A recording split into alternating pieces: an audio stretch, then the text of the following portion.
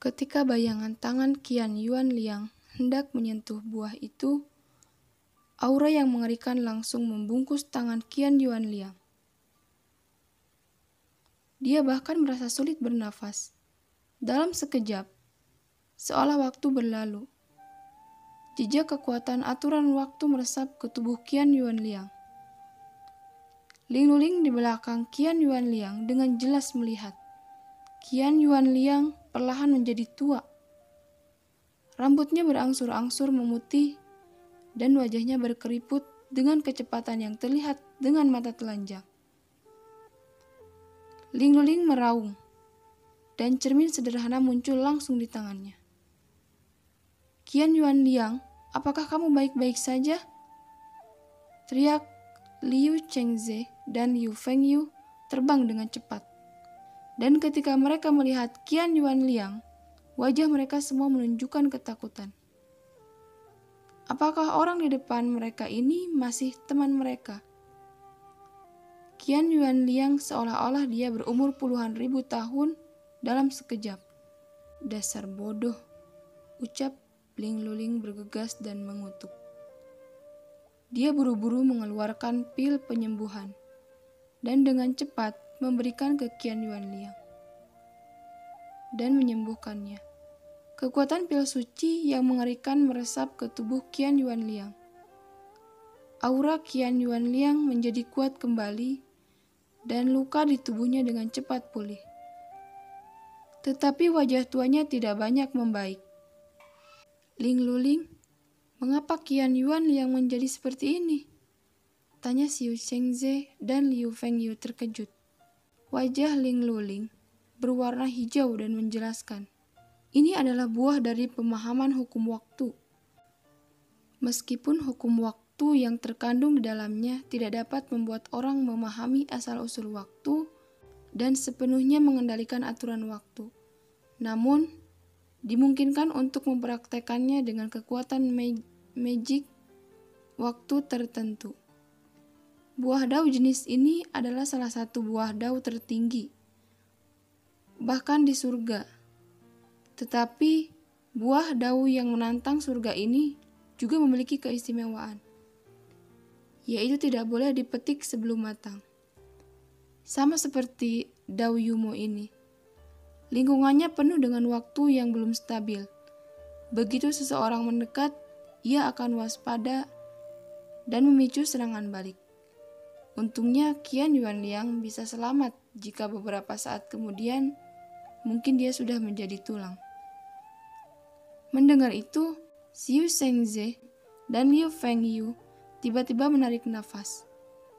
Ling Luling berkata, "Kamu tinggal di sini untuk sementara waktu. Kami akan mencari harta lain selanjutnya," ucap Ling Luling dengan marah. "Lalu, berapa lama dao Yumo ini akan matang?" tanya Qian Yuanliang. Luling menjawab, "Kematangan buah dao bergantung pada alam sekitarnya. Jika saya tidak salah menembak, itu seharusnya matang dalam 1 atau 2 hari lagi," jawab Ling Luling. Kemudian Ling Luling dan 2 lainnya terus memasuki kedalaman menengarai. "Ling Luling, ada reruntuhan di depan." Pada saat ini, Liu Chengze tiba-tiba berseru. Ketika mereka bertiga melihat sekeliling, mereka melihat reruntuhan di ngarai yang jauh.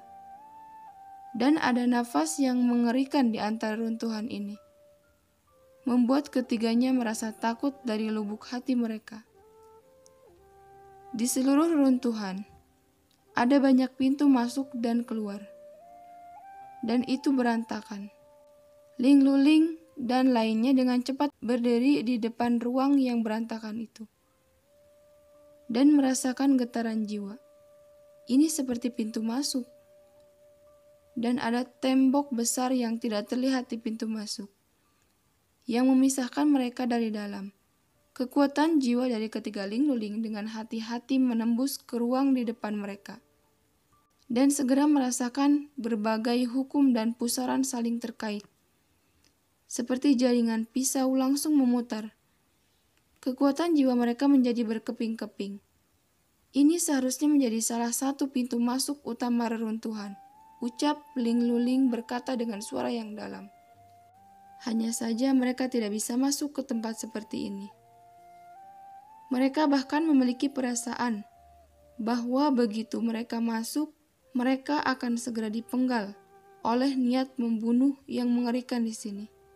Sepertinya kita hanya bisa masuk ke sini setelah Tuan Dong Yuin datang. Jika kita terburu-buru, hanya akan ada jalan buntu, ucap Ling Luling dan yang lainnya dengan cepat pindah ke tempat lain.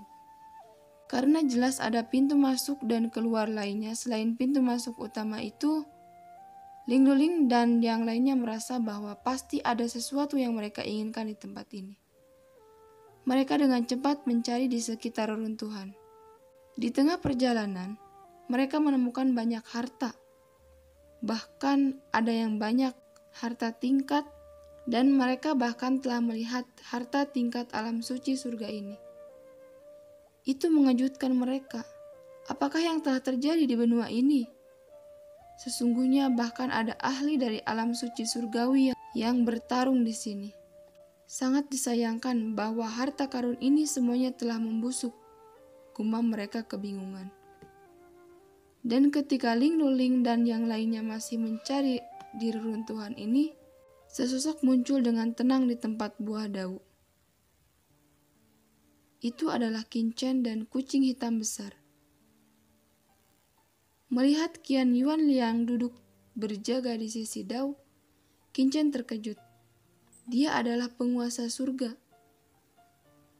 Tetapi mereka lawannya tiba-tiba menjadi begitu tua. Kemana perginya beberapa orang lainnya? Gumam Qichen dalam hati. Ini adalah buah dau Yun Guo. Ucap kucing hitam besar itu menarik nafas dan meneruskan suaranya ke Qichen. Yun Guo? Buah apa itu? Ucap Qichen terkejut. Tetapi segera setelah penjelasan tentang kucing hitam besar itu, Qichen juga mengerti apa itu buah dau Yun Guo ini. Orang yang kamu lihat, dia terluka oleh kekuatan waktu dan kehilangan banyak umur, ucap kucing hitam besar menjelaskan. Qichen bahkan lebih waspada di dalam hatinya. Dia awalnya ingin mengambil tindakan terhadap master surgawi ini. Tetapi sekarang dia menghilang ide ini. Lebih baik tunggu buah ini segera matang. Gumam Qichen mengintai di samping. 1 hari kemudian, dau Yun Guo akhirnya matang. Qian Yun Liang yang telah menatap dau Yu Guo sebelumnya tiba-tiba berdiri. Dia melihat buah yang matang dengan kegembiraan yang luar biasa, menahan nafas, dan sangat bersemangat. Dia berkata, "Mungkinkah dau Yun Guo telah matang?" Kecepatan ini lebih cepat dari yang diperkirakan Ling Luling sebelumnya, gumam Qian Yuan Liang. Tapi setelah mengalami bahaya sebelumnya, Qian Yuan Liang tidak berani melangkah maju. Dia hanya mengeluarkan harta karun dan melemparkannya ke buah dau Yun Guo.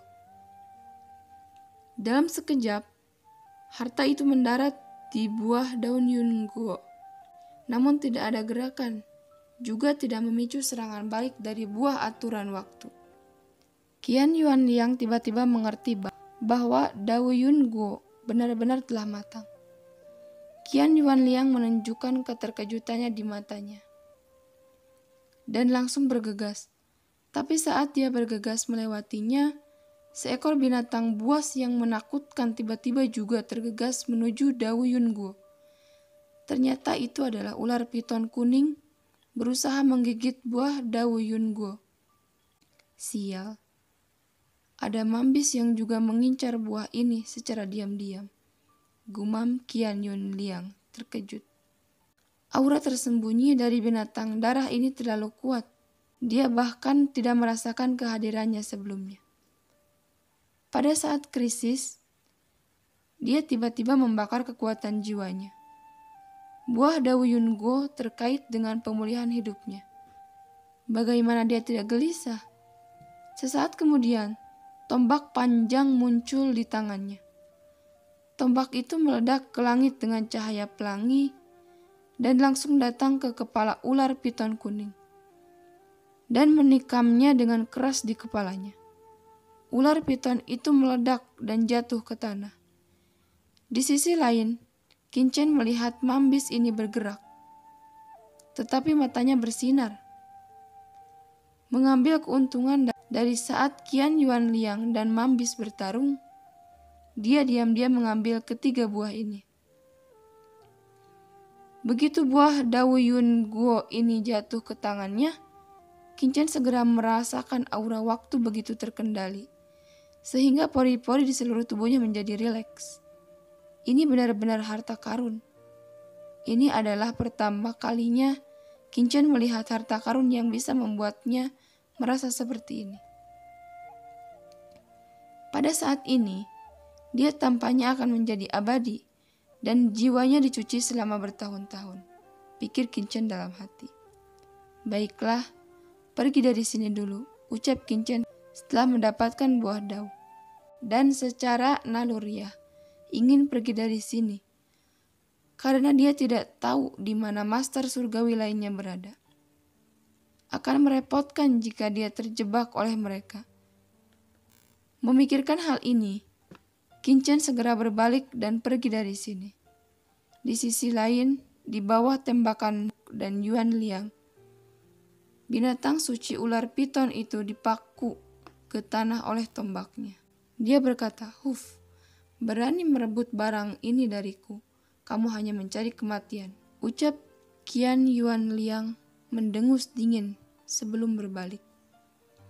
Saat menatap pohon Dao Yun Guo, matanya tiba-tiba melebar dan ada kepanikan di matanya. 3 buah Dao Yun Guo yang telah matang sebelumnya kini telah menghilang. Dia segera melihat Qin yang diam-diam melarikan diri. "Itu kamu," teriak Qian Yuanliang. Dia mengerti apa yang sedang terjadi. Pihak lain benar-benar mencuri buah Dao Yun Guo ini saat dia bertarung dengan ular. Dia akhirnya menggila. Darah dan esensi sucinya terbakar. Dan kekuatan mengerikan yang belum pernah terjadi sebelumnya pecah.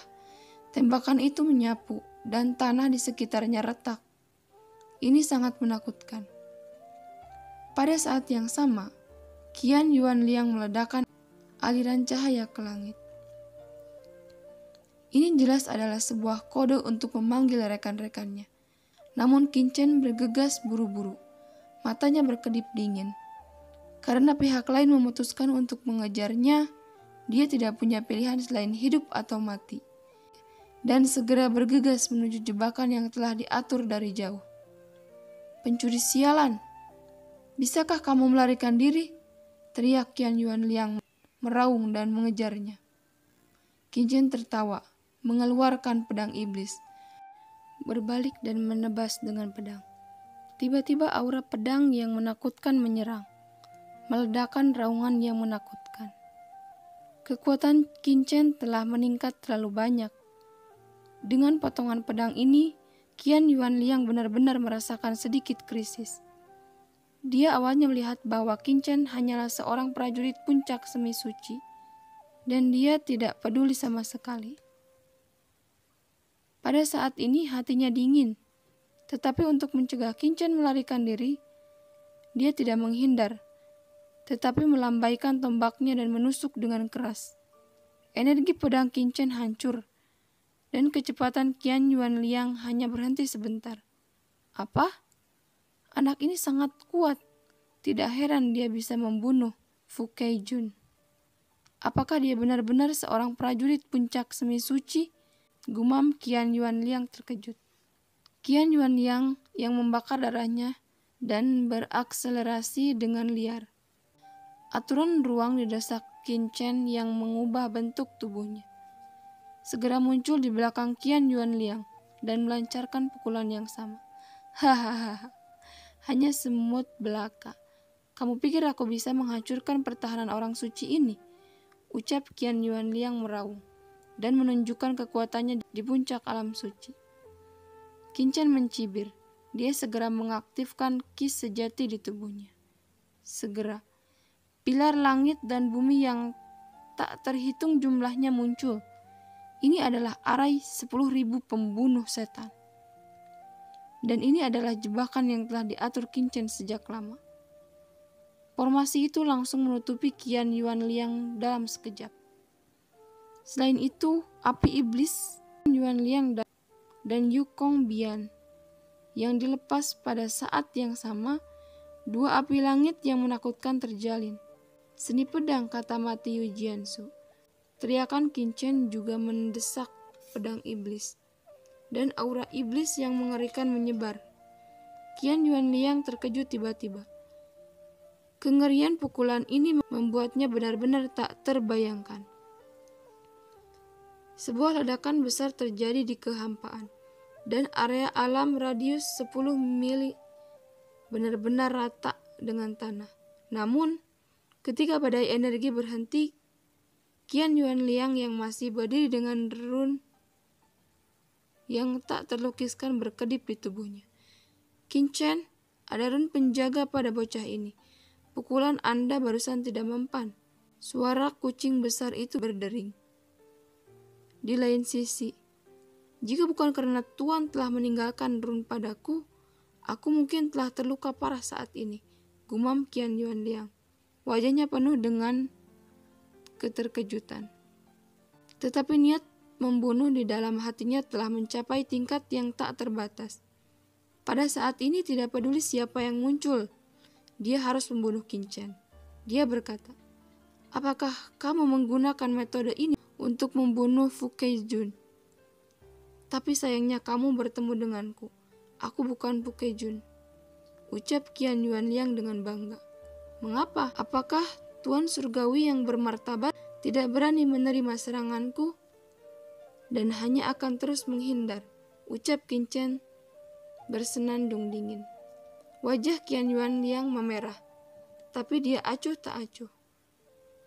Qinchen ini terlalu abnormal. Qian Yuanliang yang telah belajar dengan baik. Dia tidak lagi mendekati Qinchen, tetapi menyerang dari kejauhan. Dia adalah alam yang lebih tinggi dari Qinchen.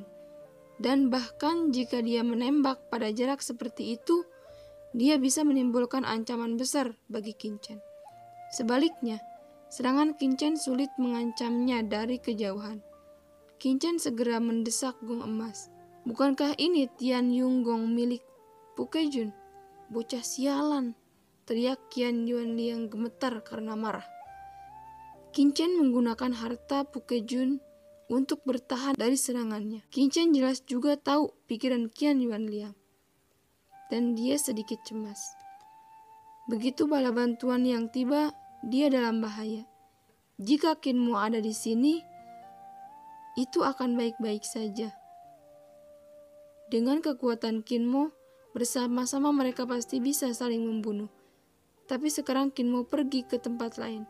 Meskipun Lao Yuan dan Gu Zunren kuat, mereka masih tidak bisa memberi manfaat terlalu banyak. Saya harus memikirkan cara, pikir Qinchen sambil melirik kucing hitam besar dan berkata, kucing hitam besar, apakah kamu hanya akan menonton pertunjukan?